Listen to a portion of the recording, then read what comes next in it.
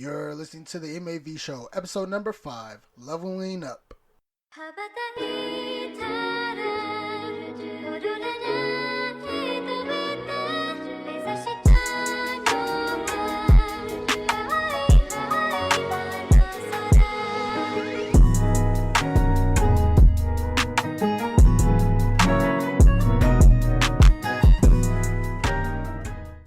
Welcome back, everybody, to another episode of the M.A.V show. I'm your host, King Vontae. I'm little brother. Welcome back. Welcome back, everybody. Man, it has been one crazy week.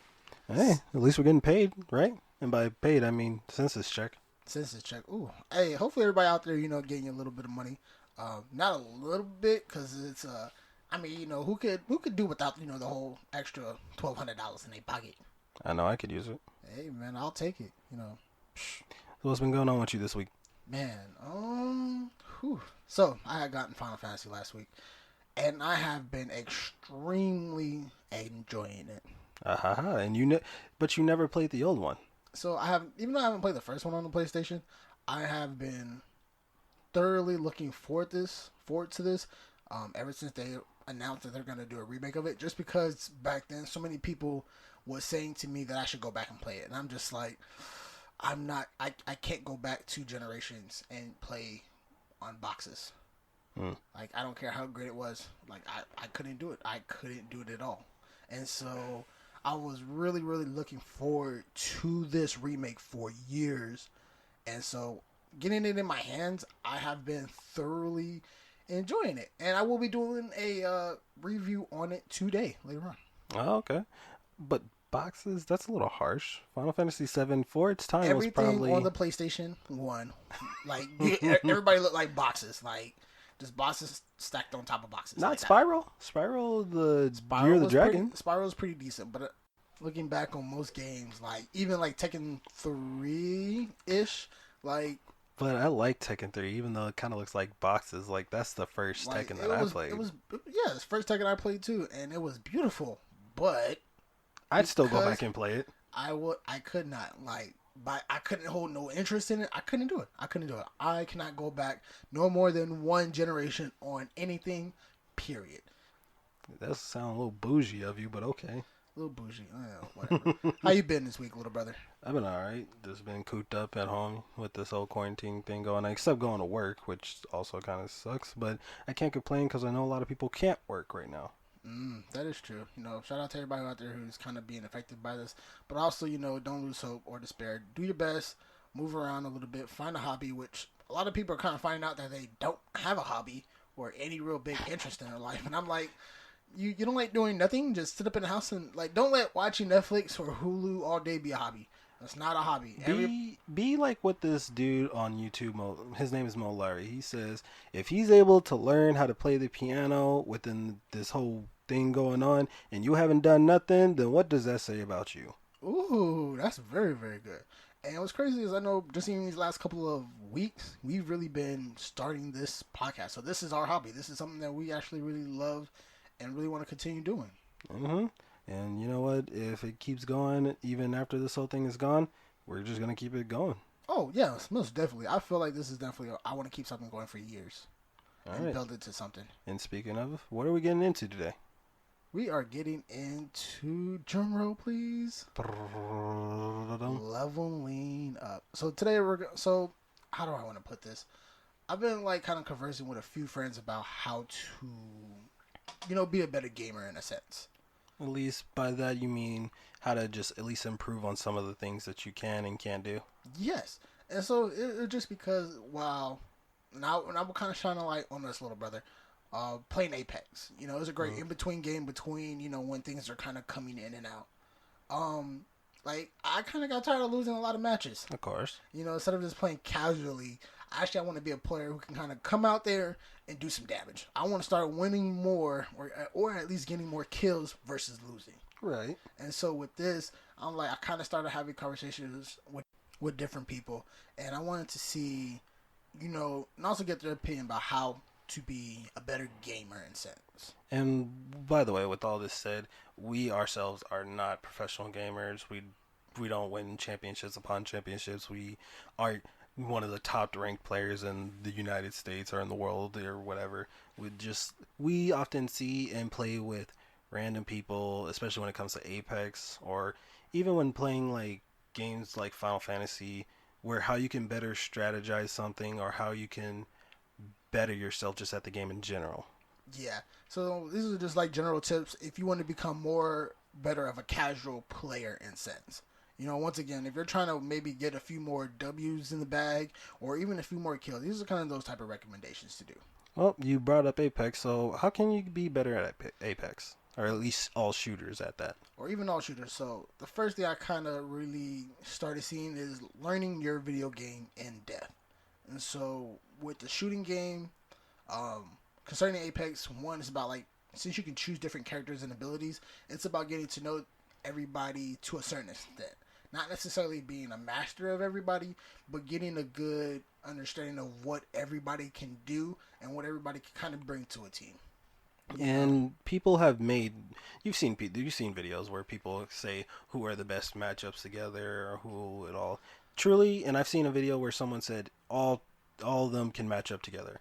Doesn't matter. You can win a game with any set of combination. oh, most definitely. It's just who works better together, who complements each other's weaknesses. Hmm. Yeah. So, and also in that too, you also got to learn how to find who you're best suited to. And if you're playing like a fighting game, it also kind of goes into finding the best character for you. Also, while learning what all the other characters can do. This is how you get better at Mortal Kombat, or if you're playing Tekken. If you're playing a racing game, you might try to play with different cars. To see different handles, speeds, and different things. It kind of works with a little bit else. And even in Call of Duty, different types of guns. Go ahead and but digress back to Apex though. So in Apex, there are different roles you can play. Roles such as attack characters, support characters, defense characters, and characters that are technological trackers. These characters just help you find other players because not unlike Call of Duty when you put out a UAV where you can see everybody on the map, these characters have their own special unique abilities that help you track other players throughout the match. Like as you follow them, they help you see where they've walked, what they've been doing, have they been in battle, have they been looting. Just like these sets of characters are characters that you can kind of pair up to each other. You could have three defense characters, but then you don't really have a characters with abilities that can help you attack. And you can have support characters, but if you just hog up all the support characters, then you don't have anybody who's the defense. So all that's definitely, like you said, definitely how to find a good combination of what you kind of need. Or like I said, also you also got to find who you're best with. Like you also got to find somebody who's for your best play style. Are you an There it is. attacker? Are you more of a defensive? Or are you more of a supportive? Right. So all of this, you definitely got to kind of find. And that's just like a little tip to or trick to go with Apex. But as for all shooters, just like and if you haven't already known this already, one of the cardinal rules for me personally when I play shooters is always reload. Like I think that's a general rule everybody kind of knows, maybe. but not a lot of people do. I've seen so many people in the middle of battle shooting. They'll stop. They'll run around a quarter, shoot, and then oh, I gotta reload, and then get shot in the head. And it's like, well, you would have been shoot. You would have killed that person if you had a full clip at the time. And it's bad because I'm not saying I'm at fault for that, but I think I've seen some matches where we probably seen a teammate have that problem. Hmm. And also another thing could be like check the room. Checking the room is could be so vital to any game for that matter. Like you you wouldn't believe how many times I've seen videos of just any like shooting game. Probably Call of Duty is the most famous for it, where you'll see somebody crouched and laying down in a corner and like they have certain gear that like camouflage or whatever, and they for once actually blend in with the surroundings. And it actually sucks when you're up there planning or loading up, or you decide to camp yourself, and then out of nowhere you get sniped, and you're like, "Damn, dude was hiding in the back." Yeah, and that's kind of really hard to predict or see, but things that you also gotta, like I said, be wary of. Right. And so the next part of this would be Practice, practice, practice, practice, and even a lot more practice. So I know I'm definitely, um, how do I say it? I'm definitely like a person who doesn't practice a lot. Like I usually just prefer to step into the game and just go ham. And I've finally started seeing and learning how much practice can actually do for you.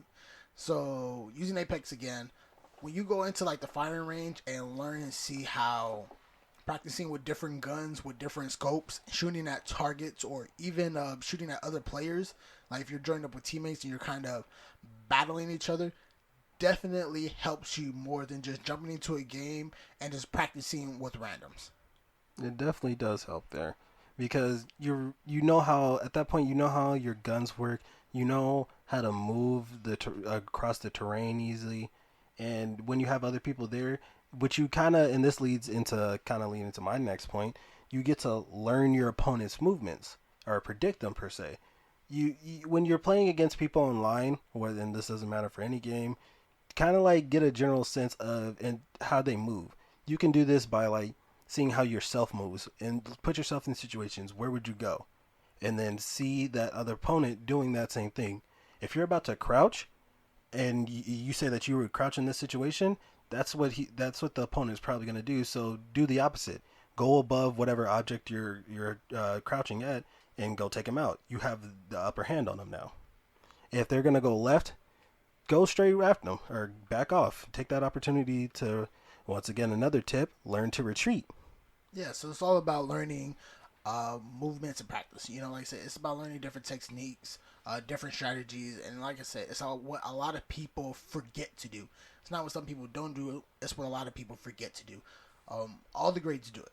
You know, definitely kind of looking up more on this when you see like a lot of players or pros, like all they do is practice all day for at least like a good couple of hours. Instead of just jumping online and just playing, they practice their strategies, they practice who they're best with, they practice with their best guns, they practice to make sure that when they're lining up that shot, they don't miss that shot. I can tell you how many people, even if they're not professionals or whatever, they all have their own loadout.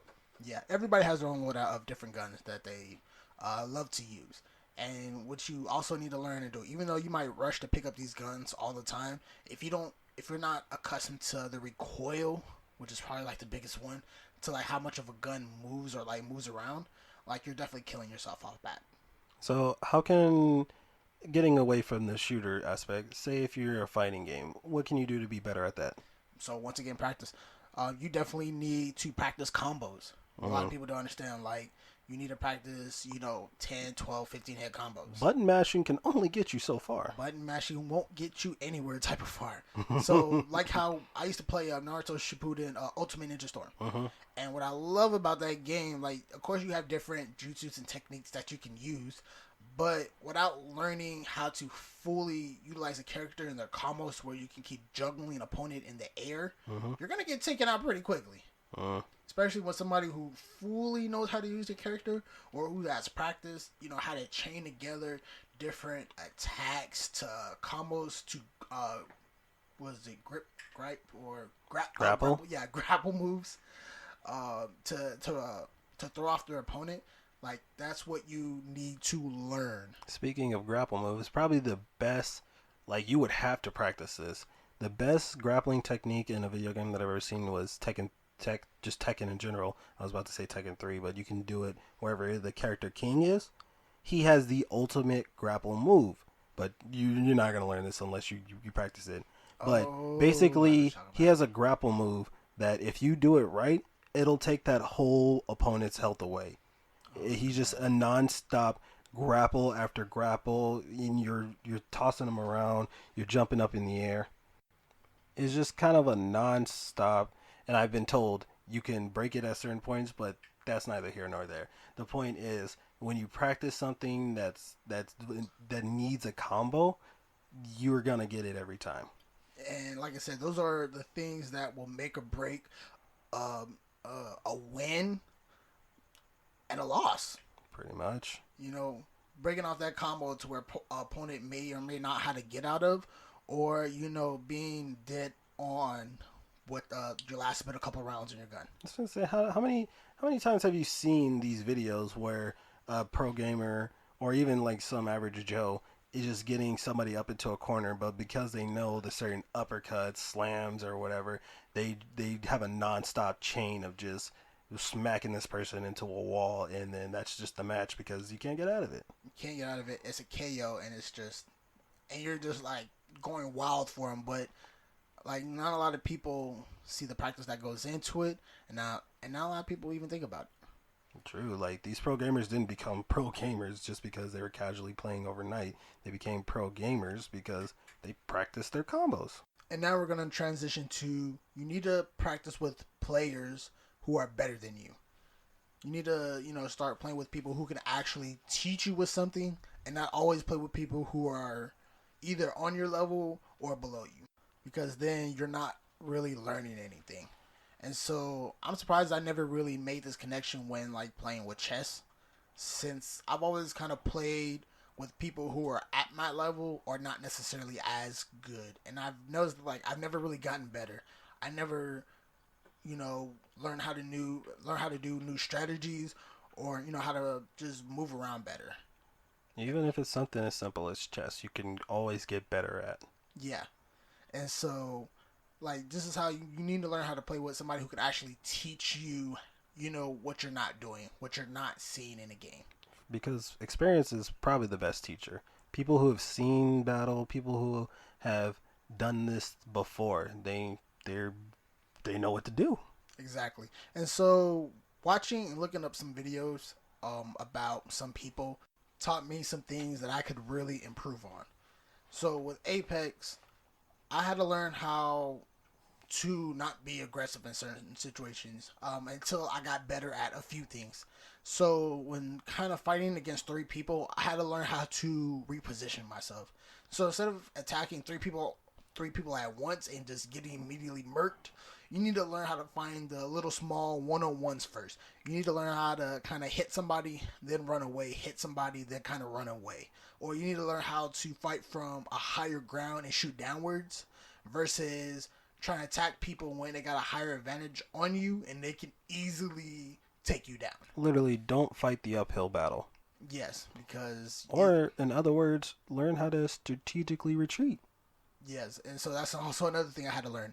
Once again, fighting 1 versus 3, you're 9 times out of 10 up front, like you're just face to face battle. You're immediately gonna get killed. And especially with all these battle royale games going out, they do have their solo modes, but guess what? Work with your teammates. They're there because you're fighting against other teams. Mm-hmm. And so you need to learn, to also work with them. Communication is key, people. Learning how to attack from which directions. Learning that if one person is falling back or two people are falling back, everybody needs to fall back. Definitely. And there's an example that I have was I was playing like an Apex adventure one day, and we call them that just because that's our thing. But there Apex was Adventures. we're not gonna make a theme to that. Apex Adventures. But there was a giant rock between the opponent, myself, and a person I was playing with. We just did something just as simple as me communicating to them saying, "Go around the left side. I'm gonna go around the right side. There's no way he can beat that." And of course, he wasn't. He was too focused. The opponent was too focused on one of us. He couldn't take both of us. Something as simple as just communicating, go one way, go the other. That can save you. That could win you a whole entire game. Pincer attack. And he's obsessed because he proved me wrong. I said flank, but it's a pincer attack. Pincer attack. So moving to the next subject. Yeah, and so I feel like people should know this, but a lot of people don't. You also got to learn how to be a good teammate. To really say this real quick, you got to learn how to be a good teammate and learn and to be good with communication. But you also have to learn not to be toxic. You said a few people don't know that. I'm pretty sure that's the entire internet. So yeah, so a lot of people immediately like to curse, degrade, shoot down teammates, to be like, "Oh my God, you're horrible, you're trash." Hey man, not a lot of people need this on their daily. Or when you're trying to really work with somebody, trying to get towards the dub, everybody needs to be on the same page. I'm gonna actually fuse this subject together. What the people who are constantly throwing shade at people who are constantly toxic just need to understand that people have limitations. People, just because you might be really good at this game, or that you put all your effort into it and your work comes and shows out to when you play, doesn't mean that they have. Doesn't mean that they necessarily know the game as well as you do. Doesn't mean that they know the tricks, tips, and ropes to it. Yeah. And so, just because you might be the Kobe of your team, don't expect everybody to either shoot as good as you, to know which is the better gear or guns to use. They could Like, be the Kevin Love of the team, man. Kevin Love he's good and bad at the same time. we're gonna get too many basketball references, but like you gotta understand, like if you're a level 10, everybody else in your team might be like a level 6 and a level 4. If you're the star, you're the star, and understand that they might be there to compliment you, or you might be there to balance out the team. Hey, it just is what it is. And you also have to learn once again to not try to down talk your teammates. Negativity, using bad language, racial slurs or anything like that. Because I've definitely been on the receiving end of that. Like I'm like, yo, it's not cool. It's not cool in any situation. Doesn't really help anybody. Yeah. All you're doing is just basically lowering their, what's the word I'm looking for? Self-esteem, and their whole mentality, their whole enjoyment of the game. And it just makes it unenjoyable for anybody when people are constantly being that toxic. Yeah. Like I said, because we're all here to enjoy the game. We're all here to almost like escape. We're all here to just play the game, to have fun. That's all what it is. Game. The word is literally to have fun, isn't it? Yeah.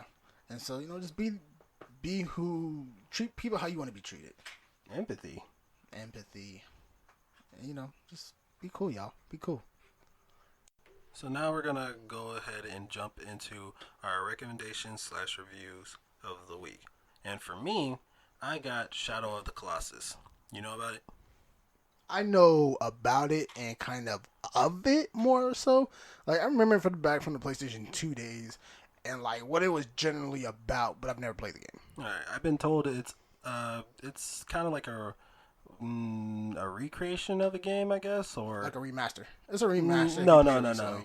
It's more of a prequel than anything. Apparently, is what I've been kind of told. Okay. But how the game is the game storyline focus on a young man named Wanderer who enters the Forbidden Land. Wanderer must travel across the vast expanse on horseback and defeat 16 massive beings known as the Colossi in order to restore the life of a girl named Mono. So from where I played, I'm assuming Mono is his girlfriend/lover, I guess. I would assume so. I mean, there's not too many other characters in the game, is there? I thought it was just him and all these 12 beings or gods or and giants. Aggro is his horse. Well, yeah, him and his horse. Who else is going around killing all these Colossus? Colossi. Colossi. Colossus. Yeah, but is it Colossuses or is it Colossi? It's Colossi. Why Colossi? Why is it octopi? Yeah, think about it. I'm gonna let you stew on that. I'm about to say, like when you see a whole bunch of, you be like, oh my god, look at all these octopuses. It's Colossi. It just sounded. It's funny. octopi. It's Colossi. People might correct me on the octopi. I think they just corrected it. Like Pluto just became not a planet. Anyway, Pluto's been not a planet. Anyway, we digress. Shadow of the Colossus is actually a pretty interesting game. I would recommend people play it because it was at the time it was his like own unique game. It was something different. It's nothing too major. It doesn't do too much. You are literally thrown into this world where you know that your friend, girlfriend, whatever she may be to you, is dead. She was sacrificed, and you as her friend or whatever trying to bring her back. So the gods have told you to go kill these giant beasts known as the Colossus or Colossi. You go out and you kill the beast. And like I said, it doesn't do too much. It doesn't say like you have to collect all these artifacts to be able to even harm these beasts. No, you just go up and you find their weak spots and you straight up murk them. Spoiler alert. What happens at the end? I don't know. Have you beaten the game yet? No, Why not? because it's. I'm not gonna lie. In some parts, especially when I'm playing by myself at night, it gets creepy. How creepy. You're fighting giant, massive beasts, and their eyes are freaky. Their eyes, they have like little black beady eyes, and they turn red when they see you. So do they already know you're on your way to kill them?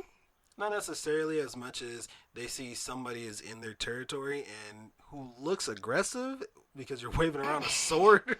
So they're I like, don't know how an ant can look aggressive like to a big giant. Because like when you look at them, like these guys are like. why do people freak out when they see a wasp coming at them? That thing hurts.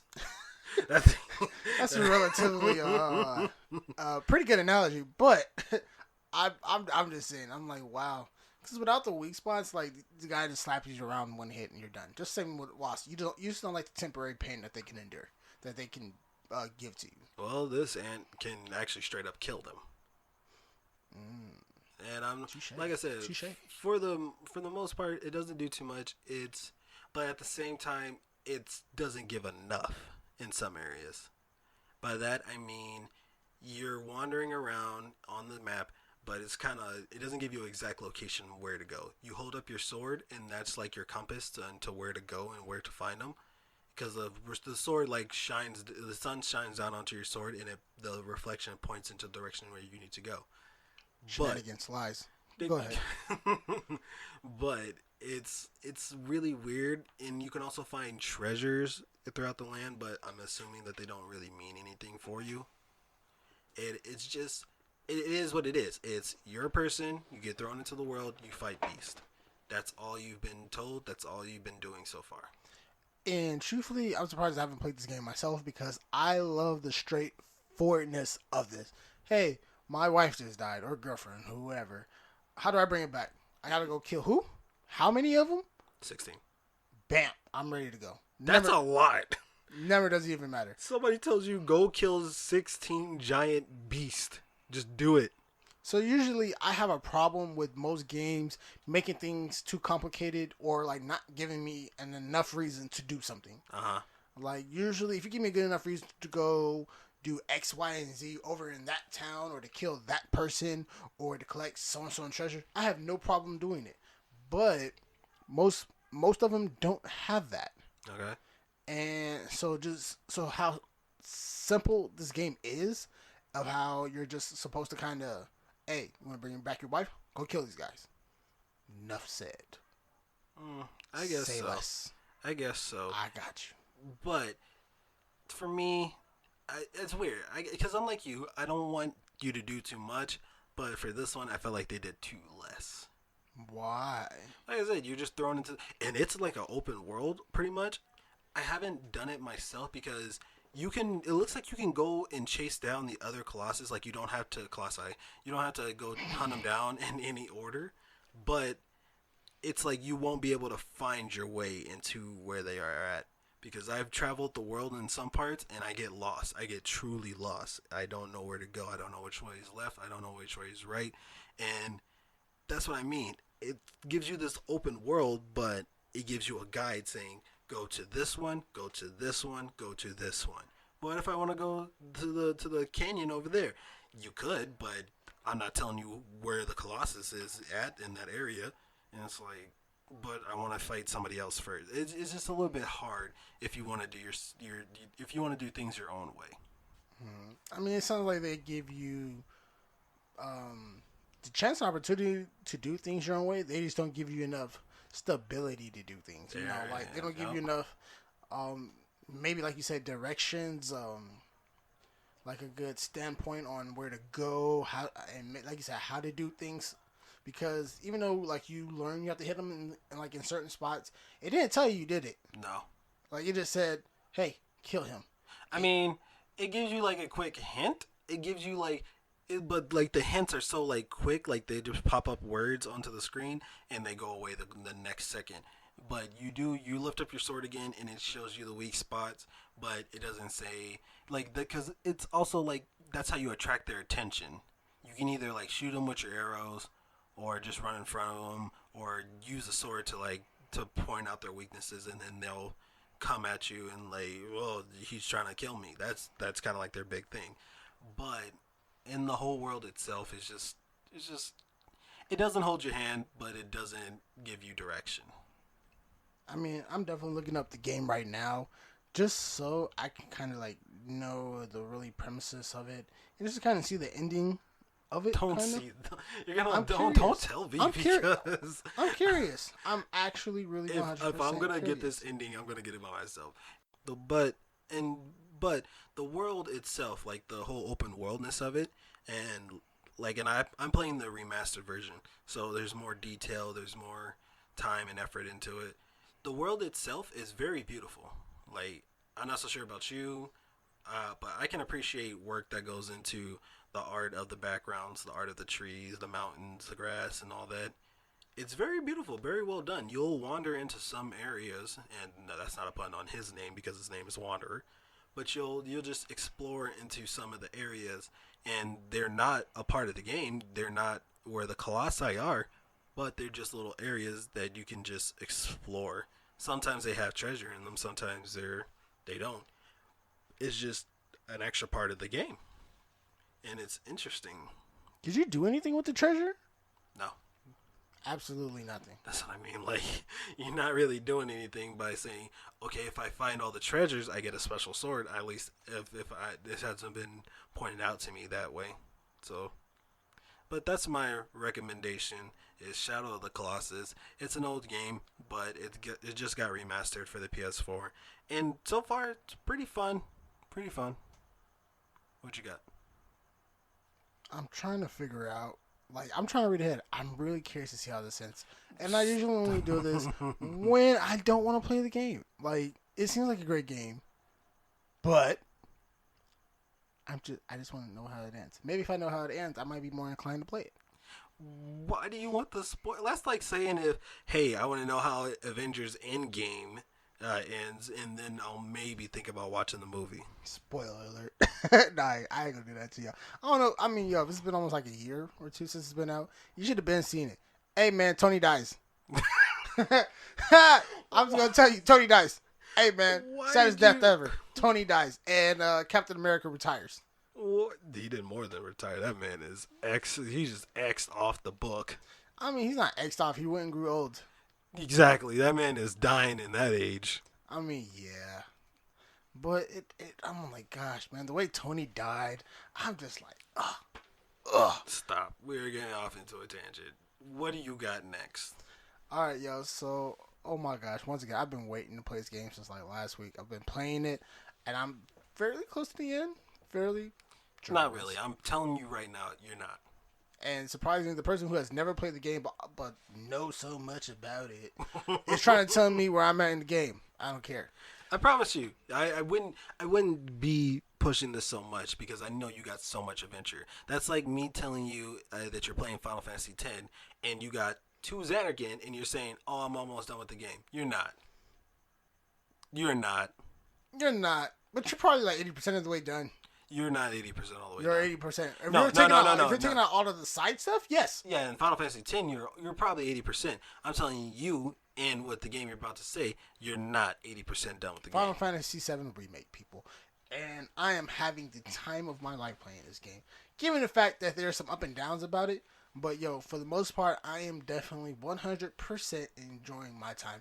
So, you should already know about this game. Or I'm going to assume that you do or don't. You can't assume that because not everybody plays Final Fantasy Okay, games. so... All right, you're right. Because I didn't know nothing about this game. Aha. Yeah, so I really didn't know nothing. I didn't really know too much about any game before Final Fantasy X. Until like a year later after I played 10, and that's when I learned everybody's favorite was really Final Fantasy 7. I'm all like, oh my gosh, I would love to play this game. Find out it's all the way back on PlayStation 1. I'm like, oh my god, I'm never gonna play this game. I'm like, I'm never gonna get the chance. I'm just never gonna go back. And then We're gonna get to that. And they made your remake. Yeah, they did me a remake. And I'm like, yo, I'm really, really excited for this remake. 20 years later. We finally get to play it, everybody. 2020, during the coronavirus. I have no better reason than just to sit in at time home. for the quarantine, baby. Just in time. Man, have you made my days a lot better. And he says that because it was supposed to come out in like 2016, I believe, or 2018 or somewhere around there. Man, it has so many pushbacks and delays, and oh my gosh, I was scared when it got pushed back from like what, March to April. That I'm like, oh my god, are they gonna keep doing this? Are they gonna delay it due to the coronavirus? Just kill the project in total. Oh my gosh, yeah, there were so many thoughts and things about that too. But the game is about Cloud Strife, as he and an eco-terrorist group known as Avalanche oppose the Shinra Electric Power Company, a powerful mega corporation from using the planet's life essence as an energy source. And that's really the whole synopsis of. But if you know this game, there's so much that goes on in it. I mean, so for the first part, and since I've been told they're gonna make episodes of this game, 3 episodes. Baffles me on how they want to execute that, but okay. Same here. It's really just focused around just that little synopsis so far, and so far while playing it, you are Cloud Strife, and you're helping this eco-terrorist mercenary group called Avalanche go up against a mega corporation from using the planet's life essence known as Mako. Through this, you work with the eco-terrorist group. Tifa? Well, no, not TV yet, because she comes a little bit later. You work with a guy named Barrett, Jesse. A man with a freaking machine gun for an arm. Which was, took a little bit of, to kind of get used to. Which was, it was just weird. Was this big dude with a machine gun? You can't tell me as a kid you were just imagining, that'd be awesome if my arm was a machine gun. Not even once. Never. Not even a little bit. That's like Rocket Punch. Android 17 has a Rocket Punch. When you saw that, I was like, that's so flipping cool. No. You're boring as a child. I don't care. Nobody thought of having a machine gun as an arm. I did. That's been frippin' awesome. Gosh, not everybody knows how weird you are. Yeah, that's okay though. And so you're just kind of set off, and so basically you're helping them to blow up the reactors that take away the life essence from the planet. And you go through things with your childhood friends, Tifa, and you're basically just trying to fight this corporation at each and any way you can. Now, during this time, let me see how I can try to break this thing down. First off, my first big gripe about this game, since it had been in production for this remake for so long, there's no CGI in it. And what I mean by there's no CGI, cutscenes in there. So if you ever play 10, 12, 13, 15, there's short clips in there where there's almost you can almost oh my god, it's like a movie. There's none of that in there. The graphics itself is already beautiful. So if you actually pay attention to the graphics, you could in their hair, in the environment, you could tell it's a rush job. You low key get a little bit mad about it. I gotta see the game now because from what I've seen so far, the graphics are B rated, B minus, strong B minus. I feel like you might be too harsh on here. I feel like the graphics are a strong B minus. And do you know CGI is not necessarily a good thing? Yeah. So I love the cutscenes in any and all Final Fantasies that give you that movie feel. It's and usually they blend so good all in together. Mm-hmm. Once I've seen that from Final Fantasy X, I expect it from all Final Fantasy games. Period. 15. I don't think 15 had that. 15 did. 15 had this CGI. Yeah. They had little good cutscenes where it just was so beautiful. I'm so skeptical on what you're doing right now. I'm just saying. And then once again, with the graphics, when if you was really to pay attention to the background, to the hair, all the characters and stuff, it looked it was rushed. A lot of this stuff didn't look polished. When I look at rocks and flowers, and yes, I'm the type of player to pay attention to this stuff. Yes. Cause I expect a really beautiful game, and then as much time as they gotten on it, and I can still, and I noticed the stuff. You guys are, I'm taking points off. This is a deduction, and I'm a little bit upset with it. I'm gonna look at this game. I'm gonna play it for myself one day, cause I feel like he's being too harsh on it. I'm not. And so I'll move on from that and go to the battle system game. So the ATB gauge, which is the active time battle system gauge, is the perfect matchup for any Final Fantasy game going forward after 13. Oh, see, he does like something about it. Yes, I do. And so with this, like, it definitely gives you like an active role in the game. Like, it keeps you continuously engaged in it. Yeah, like if you've ever played either 13, Final Fantasy 13 or Final Fantasy 15, or I think even 12. Didn't 12 have something like it? 12 had definitely, yeah, it had something like that, but everybody called it the fishing system, Right. and completely complained about it. Okay. But if you played any of those, it's kind of like copying that style. It goes from the turn-based style on how most Final Fantasies go with to Previously, kind of like in the moment in type of battle type of situation, right? definitely. And so, like, this is what really made the game for me, personally. Just how active you could switch decisions, switch up your strategy, move your characters around in the environment to maybe better focus on the enemy, to, maybe move out their range of an attack or something. Really, like, makes me love the game. Like, I really, really like that. Because that way, like I said, you can make one character stand back from, like, out of the range, kind of heal people real quick. Have one character, like, take the focus of the fight and really, like, kind of be, like, the tank a little bit. And, like, have somebody else kind of run from behind and, like, kind of deal damage, like, increase the stagger gauge, too. Right. And I'm really happy that they brought... Was the stagger gauge in 15? I don't want to say no, but no, I don't remember one. I don't remember. I'm trying to say yes. I know there was a staggered one in 13 because staggering, you were able to do a thing called juggling in 13, but you can only do it after you stagger your opponent. And what juggling is all you do is you do a certain attack that knocks the opponent up into the air, and you're just constantly throwing attacks at them that kind of keeps them up in the air. Yes, I don't really think they had a staggering system, but I believe the staggering system definitely helps the fight go along a lot better. It lets you do a lot more damage to the enemy, a lot bigger chunks, and it really really helps. And so I really kind of am in favor of the staggering system. And so from there, I would jump into the whole let me see, materia part. And so I really didn't know nothing about materia. I knew of seeing things like, I don't know, little bits and clips about it, but I never knew what it was. And so in the game, materia is basically equipped. It's like little crystal balls that you put into your weapon or your accessories. They give you the ability to use like magic. So healing, fire, wind, blizzard, arrow, steel, different types of stuff. And without the material, you can't do it. That sucks. I mean, yeah, and there's definitely a change since most games, like, you just automatically have it, or you just need to learn it.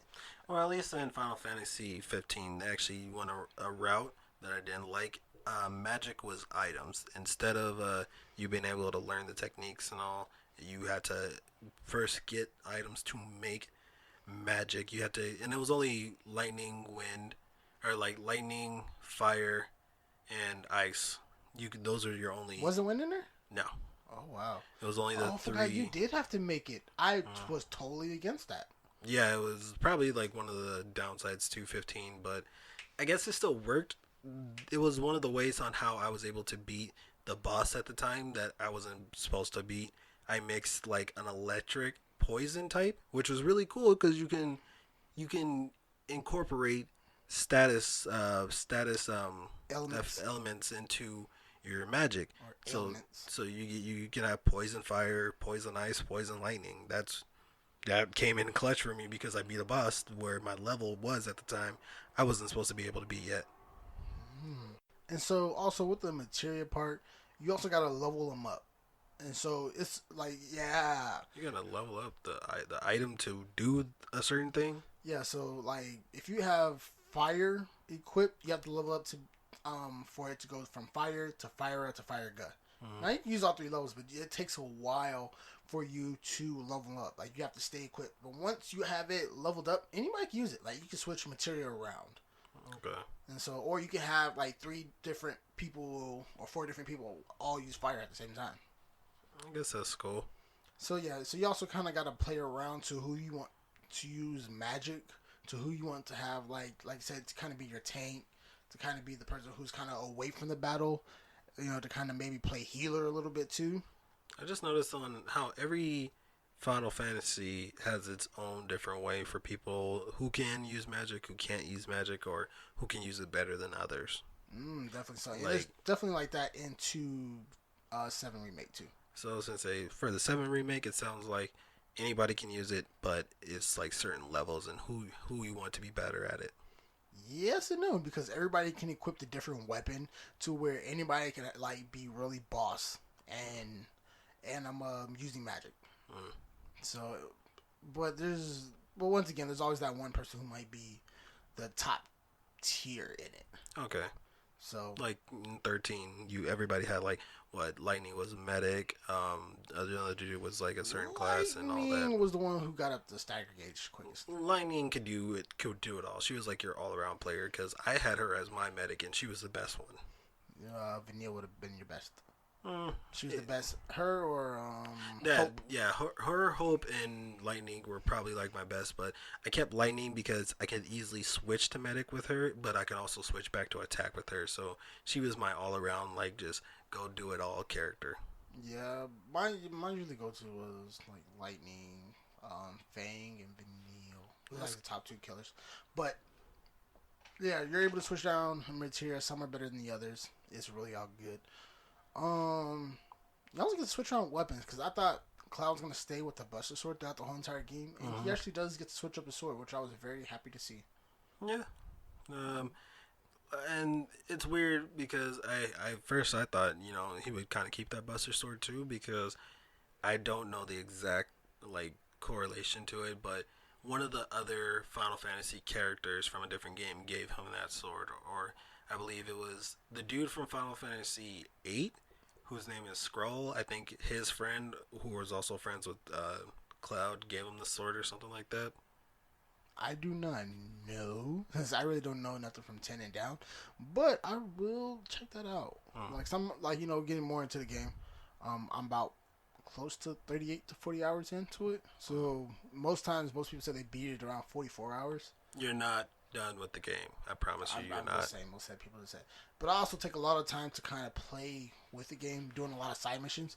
Which, even though the game is very linear, I wouldn't classify it as an open world. Even though you get to kind of do things, it's a very, very, very small sandbox. The only open world that Final Fantasy really had was 15, and that was like a small 10. open world. 10 was a big open world too. 10 was open world. After you get the airship. Yeah, but you can basically go back and do anything. So for a long while in that game, so that's just like even in 13. Well, yeah, 13 was very linear until you got to like the bottom of like to a different planet, and then you had like the open world part.